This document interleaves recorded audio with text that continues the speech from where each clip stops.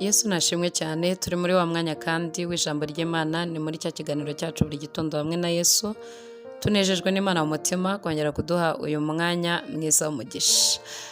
Nk'uko rero twabivuze umunsi w'ejo turi kwiga igihe twasomye ijambo ry'Imana rikomeye cyane rivuga ngo buri kintu cyose cyaremwe gifite igihe cyacyo, kandi buri mugambi wose cyangwa se icyo Imana yashyizeho cyose gifite umwanya wacyo. Imana ni ishimwe cyane. Ibi biduha ibyiringiro byo kutangirizwa n'ibihe.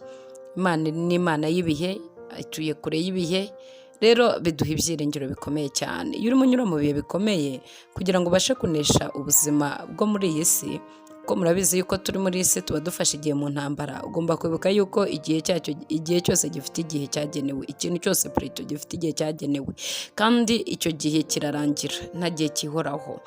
Igihe kirahinduka nk'uko twabivuze ejo, igihe kirahinduka, igihe gitanga ibyiringiro.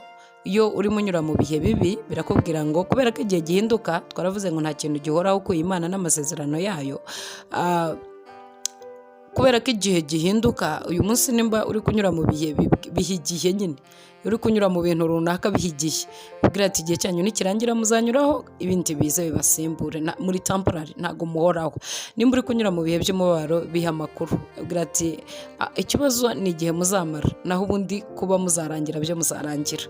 Nta gihe rero gihoraho. Iyo umwana avutse arakura, hanyuma akanasaza akanapfa. Ibyo nabyo ni ibintu bifite igihe cyabyo cyagenewe.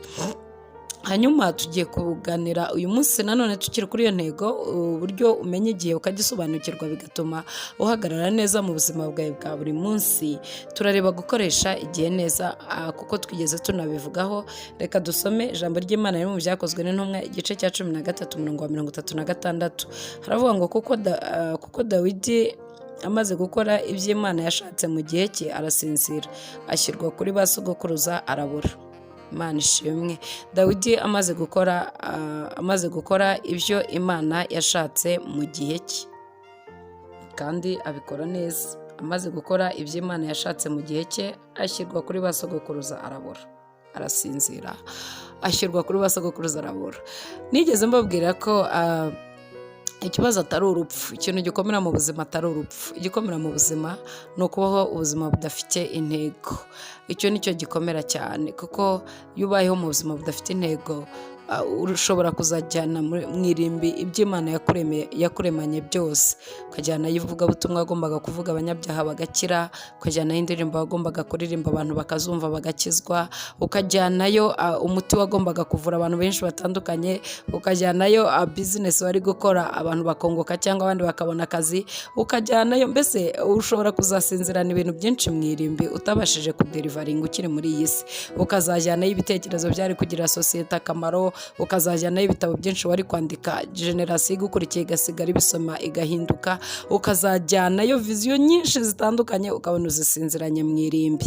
Icyo gihe rero haba habaye iki? Haba habaye gukoresha igihe cyawe nabi, kuko ikintu cyose gifite igihe cyagenewe.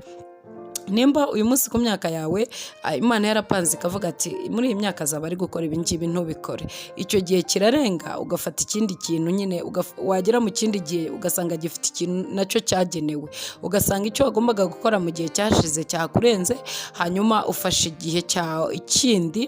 Iyo ufashe igihe kindi ubwo ufashe n'ibindi bintu, kuko ikintu cyose gifite igihe cyagenewe. Sinzi nimba iri jambo urimo risobanukirwa, iyi filozofi iri muri iri jambo ry'Imana nimba urimo yumva. Nimba hari ibyo wagombaga gukora uyu munsi wa none ukaba utari kubikora, menya neza yuko ejo bazaba bafashe ikindi gihe. Iyo bafashe ikindi gihe rero baba bafashe n'ibindi bintu byo gukora muri icyo gihe, kuko ikintu cyose cyafite igihe cyacyo cyagenewe.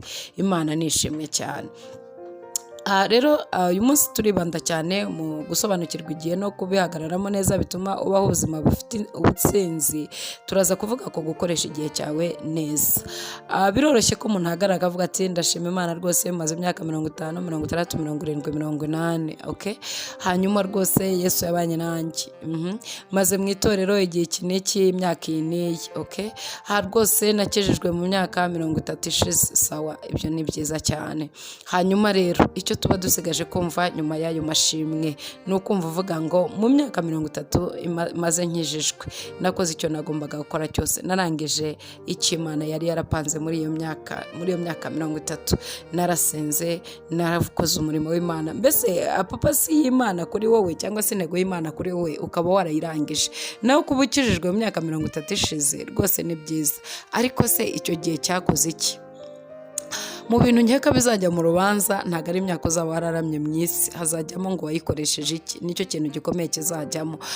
Mu kazi urimo uyu munsi wa none, cyangwa se uri umupasiteri ushumbye paruwasi, iyo paruwasi ubayemo imyaka 5-15, ese koko nyuma uramutse uyivuyemo cyangwa se ugatabaruka ukajya mu irimbi, hari ikintu waba usinziranye? Hari ikintu waba ujyanye mu irimbi wagombaga guha iyo paruwasi cyangwa se warabirangije? Hari ikintu waba ujyanye muri simetiyeri wagombaga guha akazi wagombaga kuba urimo? Hari ikintu waba ujyanye muri simetiyeri wagombaga guha urugo rwawe? Aha ndi kuvuga mu irimbi, wenda mukagira ubwoba bw'urupfu, oya reka tubirenge, wenda twivugire n'ibindi. Nimba ushifutinze ukava mu byo wari urimo ukajya mu bindi, ese birarangiye? Ibyo wagombaga kuhakora birarangiye? Niryo jambo rero twasomye. Dawidi ngo amaze gukora ibyo Imana yashatse ko akora mu gihe cye arasinzira. Hari ibintu Imana yari yashatse ko Dawidi akora mu gihe cye, ngo arabikora arasinzira. Ni ukuri, abikora mu gihe Imana yari yamuhaye, abikora kandi byose iby'Imana yari yashatse byose kakora. Kudakoresha igihe neza rero uba wirengagije yuko igihe kirangira kandi igihe kigahinduka. Igihe rwose kibaho kandi kikarangirana n'ibyo cyari kizanye. Niyo mpamvu utagomba kugira ubwoba bw'ibihe. Ejo bundi twarabivuze, nimba uri kunyura mu bihe by'umubabaro, ukanyura mu bihe by'intambara, don't worry, hagarara neza, bihagararemo, ejo uzareba uko birangira. Hagarara kugeza igihe ibihe bizarangirira. Imana nishimwe cyane. Umunsi w'ejo tuzaba turi kuganira uburyo umuntu yanyura muri crisis, mu bihe bifite crise, mu bihe bigoye pe, mu bihe byo gupfusha, mu bihe by'umubabaro, mu bihe by'intambara, mu bihe mbese wumva wafunga akaunti yawe ya banka kuko nta kiri kunyuraho, mu bihe nk'ibyo by'ubushomeri, mu bihe nk'ibyo bitandukanye, mu bihe byo kwanga, mu bihe byo gusuzugurika. Ejo tuzabigarukaho, ariko uyu munsi ndagira ngo mbabwire ngo koresha cyangwa nanjye nkoresha igihe cyanjye neza, hanyuma ntazagira ibyo njyana mu gihe cyanjye kizaba kirangiye, cyangwa se mu byo ndimo ndamutse mbivuyemo ntazagira ibyo nsiga ntarangije. Imana nidufashe cyane. Iki nicyo cyonyine kizajya mu rubanza mu bijyanye n'igihe, kuko intego yose y'Imana mu kintu runaka iba ifite umwanya wayo. Kavuga ati ni urugero, ndashaka ko umuntu uyu n'uyu ankorera ikintu iki mu gihe iki n'iki. Rero iyo utamenye kubara ibihe no kubihagararamo neza ushobora gutakara.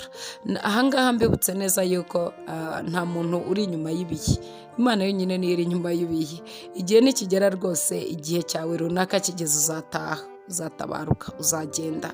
Ese uzaba ujyanye iki? Uzahagarara imbere y'Imana uvuga iki? Hari igihe cyo gukizwa, hari igihe cyo gusenga, hari igihe cyo kwihana, hari igihe cyo gucira Imana bugufi, hari igihe cyo kubaha abantu, hari igihe cyo kubahwa, hari igihe, mbese ibintu byinshi bitandukanye. Uyu munsi reka nkwibutse ngo koresha igihe cyawe neza. Dawidi amaze gusinzira cyangwa se amaze gukora ibyo Imana yashatse byose, hararuhuka, arasinzira, asanga abasogokuruza arabora. Igihe cye kirangiye, amaze kurangiza ibintu bye byose aragenda. Igihe rero kigomba gukoreshwa neza, kuko Imana yaremye igihe kubera ibyagombaga gukorwa. Aravuga ati okay, reka nshyireho igihe kuko hari ibyo ndemye bigomba gukorwa. Reka nshyireho umwanya kuko hari intego z'ubuzima nshyizeho nsetinze mu isi, nshyireho umwanya bizajya bikorwamo. Icyo gihe rero iyo tubitakaje, hari ikintu gikomeye tuba dutakaje mu buzima. Uyu munsi reka nkwifurize kugendana n'Imana, nkwifurize kumenya neza yuko igihe kigomba gukoreshwa ibyo kigomba. Nta gihe cyo gutakaza dufite. Baravuga ngo igihe ni amafaranga, ariko igihe ni ubuzima. Iyo utakaje igihe uba utakaje papasi y'ubuzima. Kandi ejo narabibabwiye ko umunsi udafite intego cyangwa se udakoresheje neza igihe usa n'ubuzima budafite intego. Ubuzima budafite intego rero ni ubuzima budafite icyo bumaze, ni ubuzima buri meaningless, ni ubuzima budafite igisobanuro. Iyo utabashije gukoresha igihe neza rero, mu byo tuzaripotinga no mu byo tuzabazwa n'igihe kirimo. Nimba turi ibisonga bikiranuka, ibisonga byeguriwe bisobanukiwe ubwiru bw'Imana cyangwa se bizi icyo Imana ishaka, turagomba no kumenya gukoresha igihe cyacu neza. Aho turi uyu munsi wa none nicyo turimo dukora.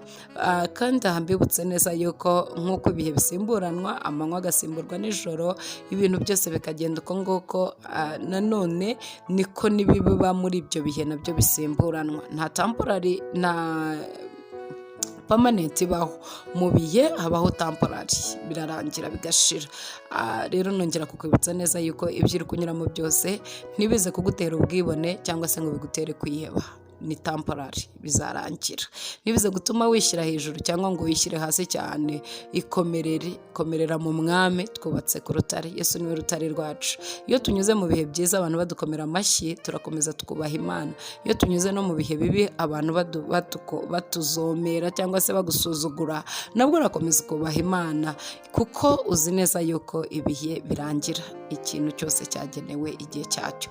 Umwami Yesu abahe umugisha kandi mugubwe neza uyu munsi. Umwami Yesu abashyigikire. Umwami Yesu akomeze abane namwe. Yesu nabagire neza, muhahe muronke kandi mugubwe neza. Shalom shalom.